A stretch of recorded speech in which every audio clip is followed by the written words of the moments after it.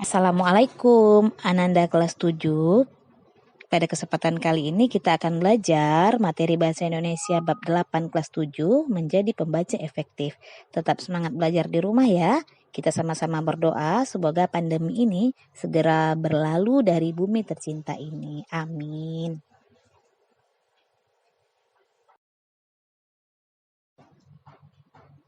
Nah, ini adalah lingkup materi yang akan kita pelajari pada bab 8. Namun, pada bagian 1 ini kita hanya akan mempelajari tentang pengertian membaca efektif dan merangkum isi buku. Unsur-unsur buku dan mengomentari isi buku akan kita pelajari pada bagian yang kedua. Kegiatan membaca adalah salah satu kegiatan yang selalu kita lakukan setiap hari. Apalagi di zaman milenial seperti sekarang, kita sangat akrab dengan media sosial seperti Instagram, Facebook, Twitter, atau WhatsApp. Mengakses medsos tersebut menuntut keterampilan kita dalam membaca. Wah, kalau membaca medsos, Ananda semua sudah terampil nih.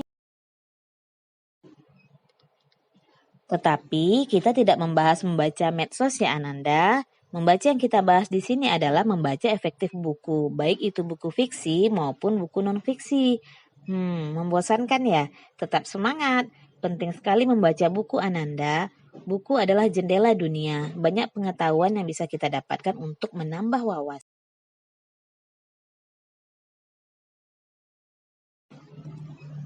Nah, apa itu pengertian membaca efektif? Dikutip dari Wikipedia Bahasa Indonesia, membaca adalah kegiatan meresepsi, menganalisis, dan menginterpretasi yang dilakukan oleh pembaca untuk memperoleh pesan yang hendak disampaikan oleh penulis dalam media tulisan.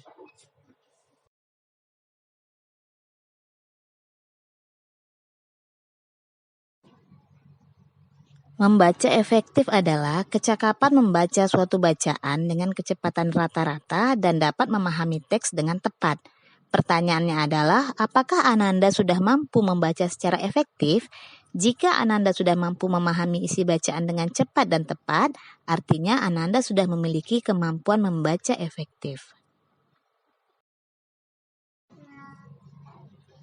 Merangkum isi buku. Rangkuman disebut juga sebagai ringkasan. Rangkuman adalah hasil menyarikan semua gagasan-gagasan pokok atau intisari suatu karangan atau buku yang dibaca menjadi bentuk yang lebih ringkas atau pendek. Rangkuman tidak boleh mengubah ide pokok teks aslinya.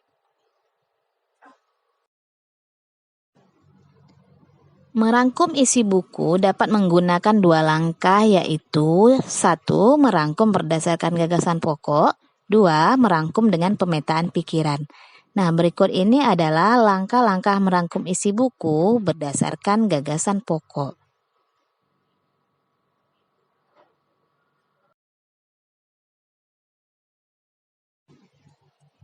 Baca informasi umum buku, kemudian ketahui secara umum isi buku melalui daftar isi dan kata pengantar. Dan tentukan pokok pikiran setiap paragraf pada subbab dan bab buku tersebut.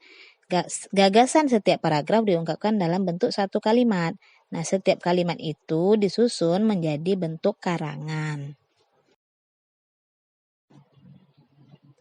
Berikut ini langkah merangkum isi buku dengan pemetaan pikiran. Pertama, tulis judul di tengah-tengah kertas. Kemudian buat cabang utama terkait topik atau judul tadi. Teruskan membuat cabang-cabang utama lainnya dan gunakan warna yang berbeda.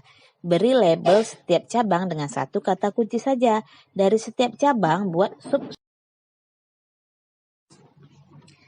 Nah, ini adalah contoh pemetaan pikiran atau mind mapping. Nah, di sini bisa dilihat mind mapping di tengah-tengah itu adalah untuk tempat judulnya atau topiknya. Kemudian kita buat cabang dengan warna yang berbeda-beda dan dilanjutkan dengan membuat sub-sub cabang yang terkait dengan cabang-cabangnya.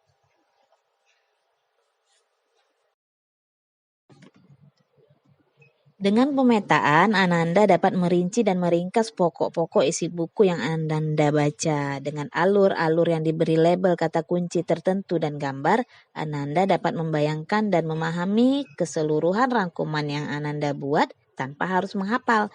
Menarik bukan?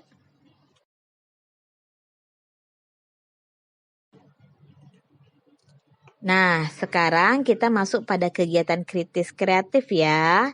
Perintahnya, pertama, bacalah sebuah buku non-fiksi. Yang kedua, buat rangkuman dalam bentuk pemetaan sekreatif mungkin. Sekian, terima kasih. Semangat!